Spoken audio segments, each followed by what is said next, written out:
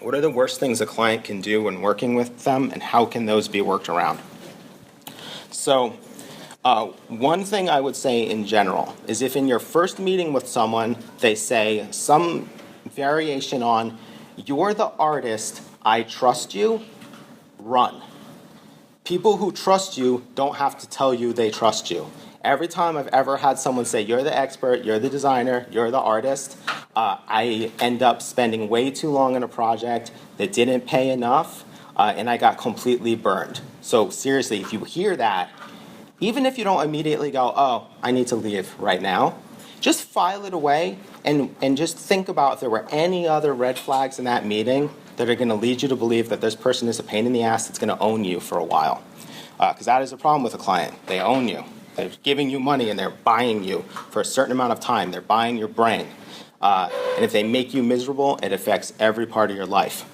Depending on how you're working, if you don't have enough clients, you are really, really scared to lose them, no matter how much you should actually be firing them. So that's like the first thing I would say.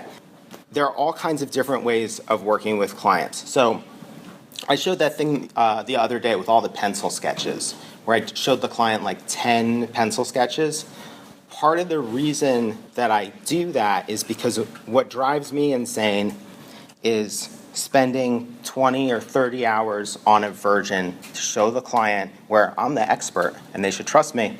You show it to them and they want to either start changing things or they want to take pieces from one design and put it on another design. And the reason it drove me insane was I made every decision I made for a reason. It wasn't like I just sort of slapped some shit together and then was like, here's your thing. How do you think we should change it? It was always, here's the thing I made for you. I 100% believe that this is the way to go. And all that time I've invested in it and all the emotional labor of coming up with an idea and making sure it's perfect, I don't want any changes when that happens. I don't want you to tweak the color. I don't want to change the font. I don't want to do anything differently because I already did what I thought was the right thing to do.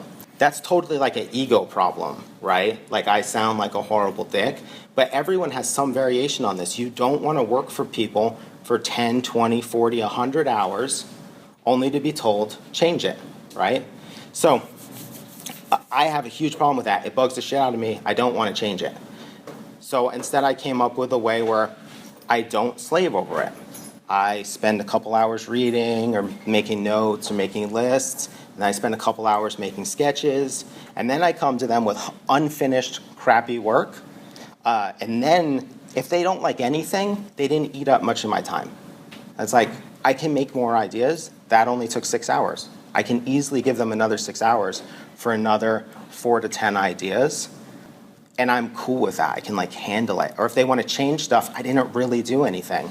So if they're like, I really like this idea, but I hate the font, I'm not offended because I didn't actually do anything. I can rationalize all of this with to be like, all right, cool. I didn't really do anything yet anyway, so it's fine.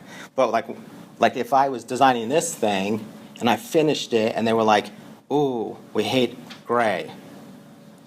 Even though I'd be like, okay, cool, we'll change the gray, I would still be offended and annoyed. I think most designers are like that, and that's why every designer complains about clients, because every designer works the same. They make masterpieces usually. I know very few designers that don't do the thing of working the thing till it's finished and then handing it to the client and then being offended, whether they're outwardly offended or inwardly offended. I know a couple illustrators, they also go the shitty pencil sketch route, and they can get away with it super easily because all you have to do is look at their website and be like, oh, that's what that person's work looks like. Their shitty pencil sketch will turn into that. Awesome. For graphic design, it's a little bit harder to get people to visualize. For me, the worst thing about dealing with clients is that aspect of it. And I think part of it is that the client secretly wants to affect the thing that they're making, and that's why it's really rare to ever just hand them something and have them go, awesome, done. Here's your money. I'm so happy. I love you. Let's do lots more work together. Because secretly, they kind of want some input. So if I give them a bunch of shitty pencil sketches that are unfinished, when they pick it, I think they think, Oh, awesome. I love that idea. Let's do that one together. That one that you've barely started. And then they don't start asking about the color and the font and all of that kind of stuff. That to me is the absolute worst, and it's totally about me. But when I can work around that, I am much happier. The normal sort of worst things, these are always the worst things. Not getting paid, that sucks. That obviously sucks, but everyone in the room knows that not getting paid would suck, right? Or having to sue someone would suck. Getting fired by clients sucks. But usually the worst thing is always about that creative control, which I guess is going to be a theme. So I would say that as you figure out how you deal with clients, start to understand what stuff bugs you and what stuff doesn't. Because for some people, what I'm describing is not really that bad. They just look at it as it is a painful but necessary part of the process. I look at it as a horrible extended nightmare that I don't want to deal with. So what can I do in the process to be less invested in the outcome so that I can just do enough work in the beginning, and then when they approve it, I can do a little bit more work, and then they approve that, and they can do a little bit more work, rather than constantly making masterpieces that they tear into crap. I like clients, really. So all the issues I have with them are usually about me not liking basic stuff. I don't really ever hate clients.